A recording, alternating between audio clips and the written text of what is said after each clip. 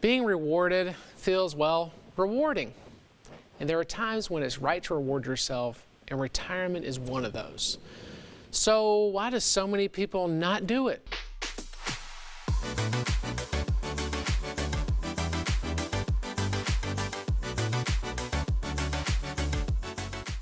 I'm Wes Wood, the Income Guy, and I'm founder and president of Wood Financial Group.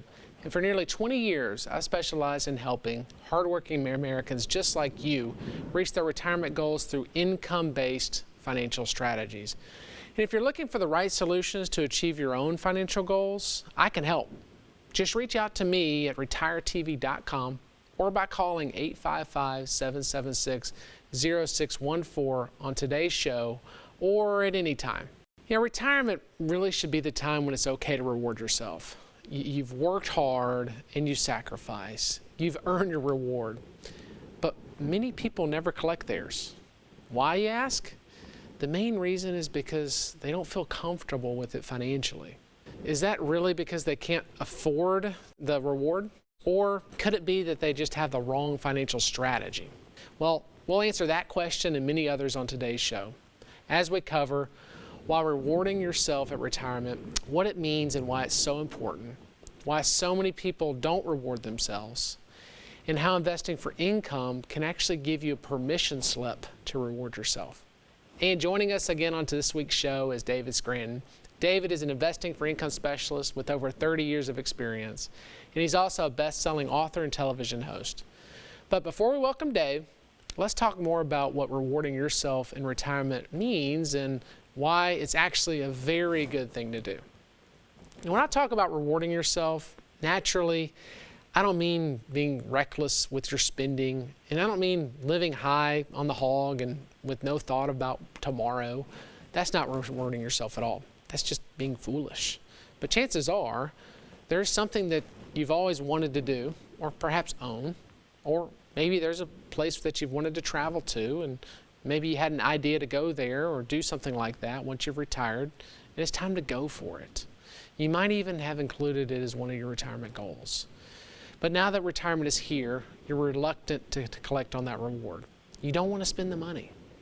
And you're afraid that right after you do, some big financial emergency is going to come through and make it to where you regret that decision. And these feelings are common.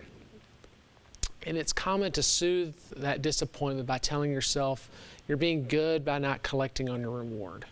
You're being practical, and sometimes that can be the right decision. But always making that decision has its downside.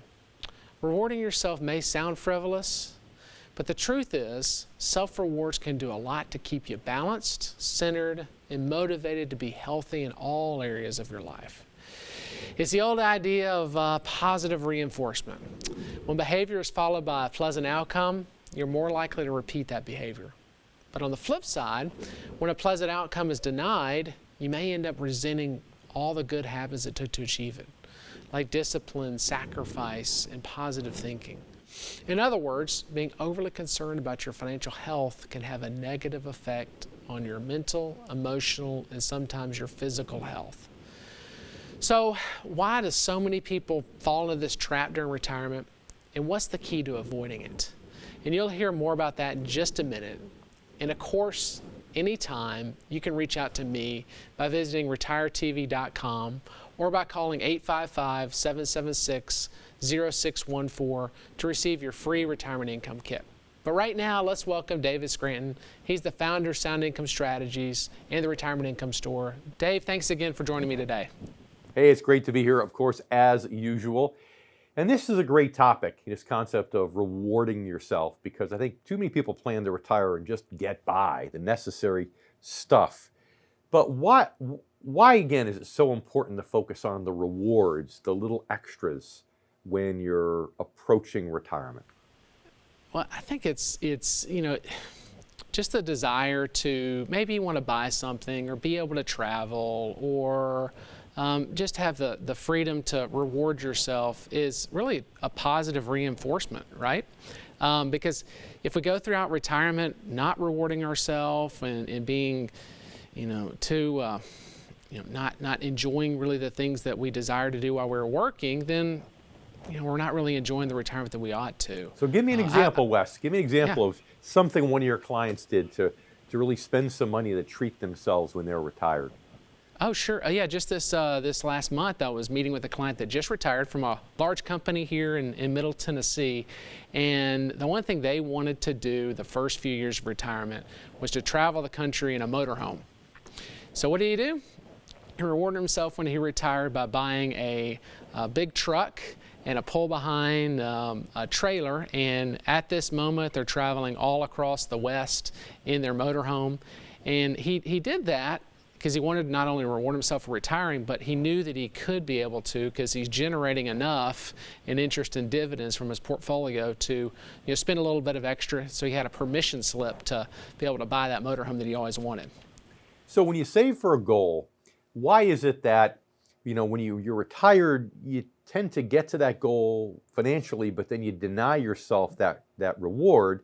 But yet when you're a kid, if you save for something, you never denied yourself. You always went to get it. What's the difference? I think the big difference is when you're a kid, you can always fall back on your mom and dad to be there for you, right? I'll never forget the first job I ever had. I was bagging groceries at H.G. Hills, which is a grocery store in town. And I was 13, bagging groceries, and the very first paycheck that I got, I spent it on baseball cards, of all things. So that's how I rewarded myself, and I spent every dime of it. But I knew that, hey, my mom and dad were always going to continue to put food on the table for me, and I had shelter over my head, so I wasn't worried about it. So I think the big transition is that when we were kids, we knew that we could depend on our home life to be there for us. Mm-hmm. Now, Mom was instrumental, though, with you adopting this income model and this concept of rewarding yourself and being able to spend money with a clear conscience. Right. Tell us about that. Well, that's just that, like Mom always said, only spend the interest that your money's making, never spend from the principal, which is exactly how, and we ought to follow Mom's advice when we're retiring, getting close to retirement. Only spend the interest and dividends that principal is generating for us. Kind of like a child that was able to, like I was, and I'm sure you were, able to just buy kind of some silly things to reward ourselves for maybe doing some chores around the house because we knew we could fall back on our mom and dad, just like we should be able to fall back on those interest and dividends that portfolio is generating for us. Follow Mom's advice. Isn't it just amazing how Mom today seems so much smarter than she seemed when you were only 13 years old? Yeah, you got that right. So Mom was always right, I guess, looking back on it. But, well, hey, Dave, thanks again. Stay with us, and right after the break, we're going to talk about how, for many, not rewarding yourself boils down to a strategic problem. You're watching Westwood, the Retirement Income Show. We'll be right back.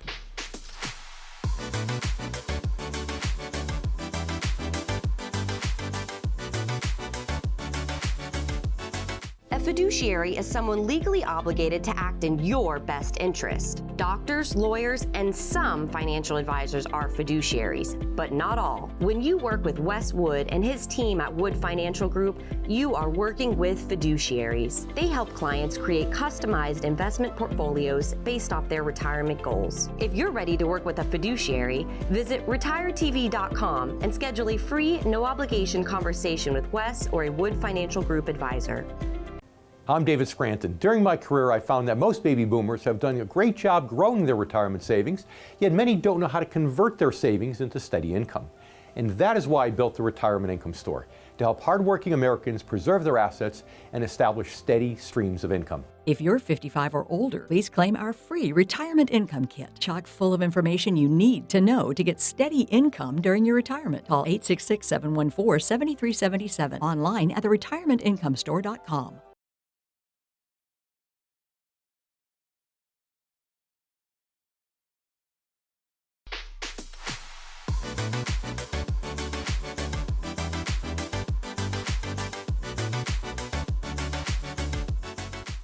Welcome back. I'm Wes Wood, the Income Guy, and today we're talking about rewarding yourself in retirement. Hey, glad you're watching.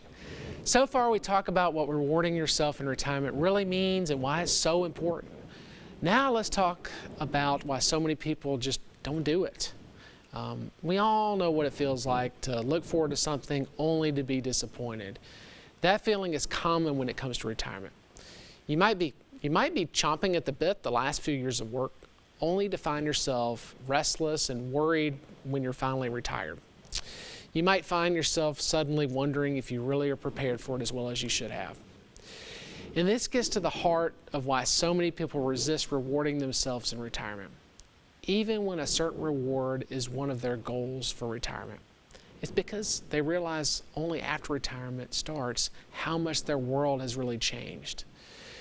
It changes financially, it changes socially and emotionally, in almost every single way possible. And if you haven't made a proactive shift to prepare for those changes, you might end up making the very different sort of reactive shift. We don't want that. For a lot of people, that means a shift towards fear and uncertainty. That's why it's so important to have a financial plan that can help you identify and prepare for all those issues and challenges that are unique to retirement. And there's a lot of issues and challenges unique to retirement. Take healthcare, for instance. Even if you're doing everything right healthcare-wise, it's a simple fact, as you get older, the odds are a lot greater of having that major medical expense. And on top of that, your day-to-day healthcare costs go up with age at a much steeper and faster rate than you may even realize. And that brings up something else that goes up, inflation. It's another thing that might come as a wake-up call if you're not prepared for it when you retire. And inflation, unfortunately, it's going to hit those older Americans much harder than the general population for a variety of reasons. But one of the main ones is healthcare inflation.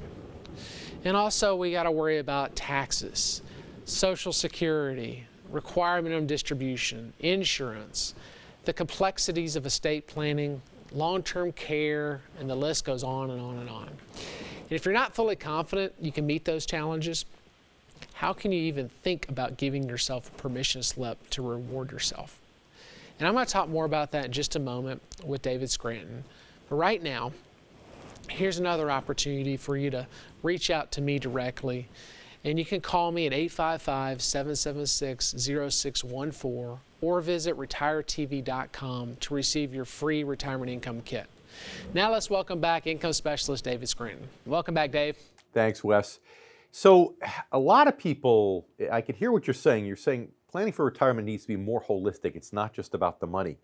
But you know that when you get a few people really come to your office that actually have done a lot of planning for retirement, those that seem more prepared, isn't it true that most of them are focusing on the financial preparations, but not the rest of the holistic stuff that, as you often say, is even more important in many ways? Yeah, I mean, financial is just one part of it. Taking care of but you need to be holistic when it comes to retirement because now you're not going to a job anymore. So you got to be thinking about, hey, how am I going to fill up my time? How am I going to take care of my health? What kind of maybe hobbies and interests are going to drive you to stay motivated? And also, maybe you have some goals that you want to be doing in retirement. So not just making sure financially you're okay. That's just one piece of it. But the reason to make sure that those finances are in order is to take care of all the other things that you really want to be doing in retirement. So it's important to think about it on a holistic level, not just one element of retirement. I think people too underestimate how much fulfillment they get from going to work every day, and how when they stop going to work and they lose that sense of fulfillment, that it's got to be replaced with other rewards. But now, okay, I want to retire and I want to buy a muscle car because I dreamt of having one when I was in high school and I couldn't afford it back then. But that's a general goal. It's not very specific. Do you mind sharing for a moment why that might not be as big of a motivator to me as if I had spelled out that goal more specifically? Oh yeah, because whenever you're thinking about goals, we found that it's better to be more sensory specific. Really take the time to imagine what you want to be doing in retirement or what you want. And by doing that, we activate what's called a reticular activating system where we are constantly thinking about it and actually pushes us towards that thing that we want. Maybe it is that muscle car or sports car, but that's just an item. But really taking the time to think about, you driving the car, what color you want, maybe what type of interior you'd like to see in it, or perhaps how much, updates you want to have on that particular car. Really motivates people to get it done and to save up the money to do it. Perhaps cut some cost here to purchase that item that they want. But that's not the only thing. A lot of people in retirement should take the time to, or getting close to retirement, should take the time to imagine what they want to be doing with their time. Maybe they want to spend more time volunteering or with their grandchildren or picking up and going on vacation. Traveling is a big one in retirement. And by really taking the time and using more sensory-specific methods of planning for your goals, people are much more likely to achieve them once they get to that stage of life. You know, it was funny, you just did a show recently where you talked about having income as kind of a renewable resource. So, but by having that coming in as a renewable resource, where your clients know that each and every year they can count on that income, doesn't that kind of sort of give them a permission slip, if they will, from each other or maybe from their children, that now they can go out and they can reward themselves periodically and they can actually have a fulfilling retirement? Yep, that's right. Because if they know they have a certain amount of income coming in from their investments in the form of a renewable source or a fixed income that they know is going to show up in their portfolio on a monthly, quarterly, or semi-annual basis, then they know that income is always going to show up. It's kind of like the idea of having rental property versus raw land. Raw land, you can't really spend that. But if you know you have rental property that's generating you the same rent checks every single month that's going to show up in your mailbox, well, now it kind of gives you that permission slip to spend that rent checks on some of the things that you want. Perhaps that muscle car that you mentioned. Just the same is true with dividends and interest from an investment portfolio. And so we can spend a little bit of extra money on the things that we really want by investing for income and making that switch from growth to income. But thanks again, Dave, and coming up after the break, I'll share more details about how investing for income can give you that permission slip to reward you and your spouse in retirement. I'm Wes Wood, and you're watching the Retirement Income Show.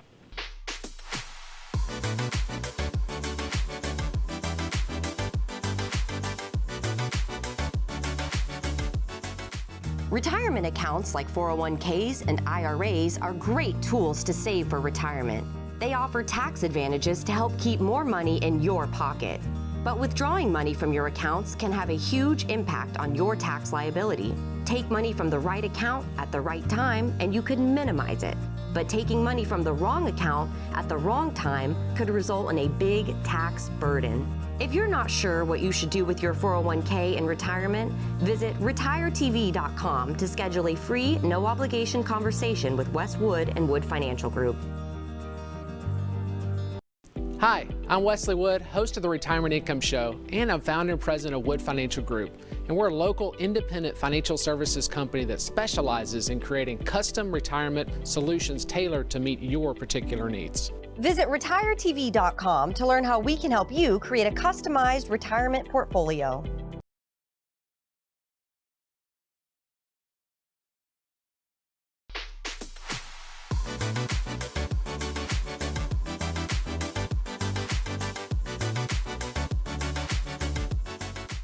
Welcome back. I'm Wes Wood, the Income Guy. Hey, thanks for joining me today. So far, I've talked about what rewarding yourself in retirement means and why so many people end up not doing it. Now, let's talk about how investing for income gives you that permission slip to claim your reward with peace of mind. Most guys and plenty of gals have a dream car. It's a car that we've dreamed of owning when we were teenagers. And if you've ever been to one of those classic car sales or auctions, you know the vintage cars, the 60s and 70s, they can go for some pretty steep prices. Maybe $50,000, $60,000, $70,000, perhaps even higher. And these cars are typically ones like Mustangs and Camaros and Chargers and other sweet rides that you may have longed for in your youth. And you might have even thought one day, hey, I want to own one of those. Now ask yourself, on average, how many guys who goes to car shows and auctions typically feel comfortable spending $50,000 or more on their dream car? And if someone's who once vowed to reward themselves with their car, are they even going to be able to do that when they retire? Even if they have a sizable portfolio, are they going to do it?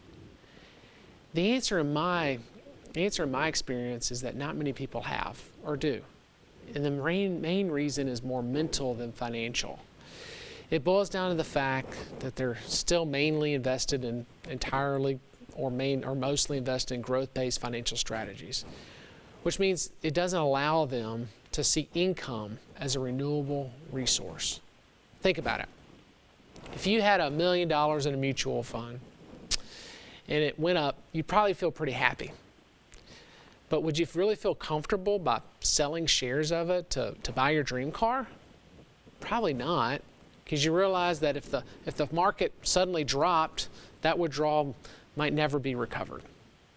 And you realize that the mutual fund isn't a renewable resource. Now think about the same $1 million invested in bond and bond-like instruments, generating, let's say, $50,000 a year in interest and dividends over the life of that bond. Well, in just 2 years, you would have generated more than double the amount of money to buy that dream car for cash. In other words, it'd be like having a permission slip from yourself or from your spouse to spend the money because you know the strategy you're invested in income is a renewable resource. And on top of that, you have a contract guaranteeing you that you're going to get your $1 million back if you hold the bond till maturity. Knowing that the principal is secure puts you at ease about things like healthcare and inflation, taxes, and all the other challenges we talked about. And it gets even better, as Dave Scranton and I will talk about in just a moment how it gets better. But first, here's another chance for you to learn more about investing for income by reaching out to me at retiretv.com or by calling 855-776-0614 to receive your free retirement income kit. Now let's welcome back income specialist and the founder of the Retirement Income Store, David Scranton. Thanks, Dave. Wes, I love the fact that you used my goal of that exotic car, because I don't think it's just me. I think it's a lot of your viewers that sat there in high school and thought, wow, this old muscle car, I really would love to have it, but just couldn't afford it. So I love it. And Yeah. you know, we talked before in the last segment about it's kind of like being a permission slip to be able to spend the money. What we're really saying is it gives you the ability to spend that money with a clear conscience and to do it stress-free. So when you do get that thing that you've been, that you've had as a goal, in this case, the muscle car, you can actually enjoy it, right? That's right. It's kind of like you've earned it because you've earned it in the form of interest and dividends through your portfolio.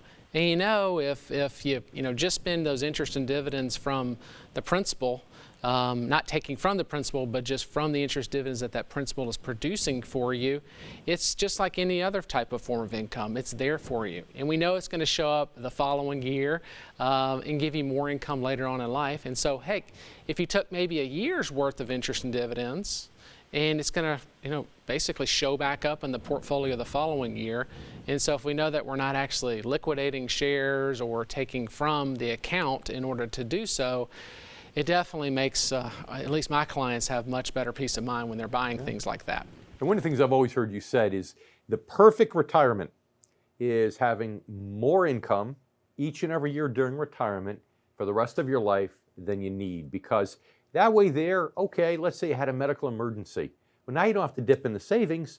You just delay that muscle car or that new kitchen for maybe 1 year, because 1 year's worth of income goes to medical emergency, and then you're back on track again.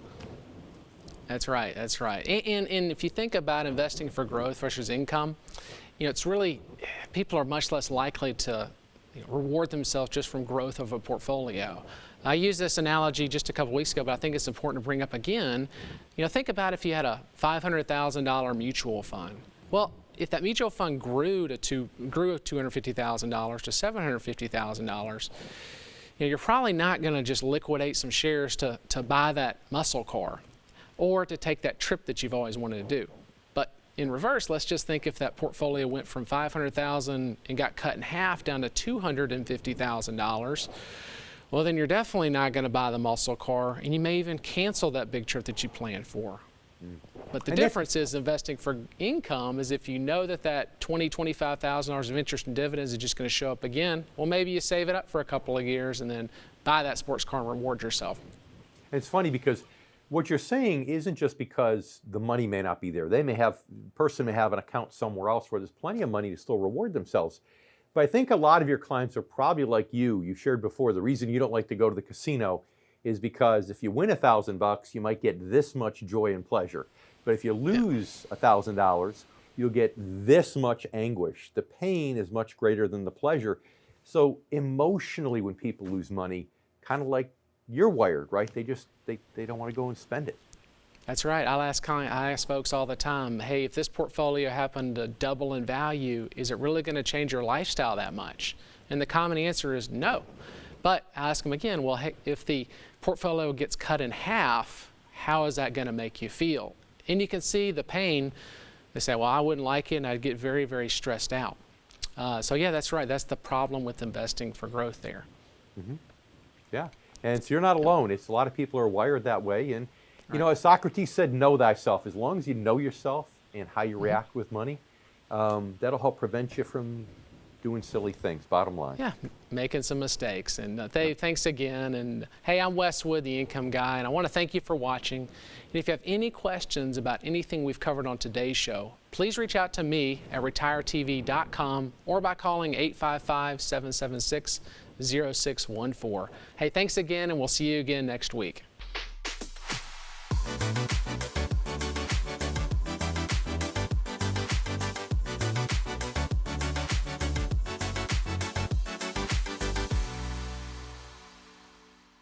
Hi, I'm Wesley Wood, host of the Retirement Income Show, and I'm founder and president of Wood Financial Group.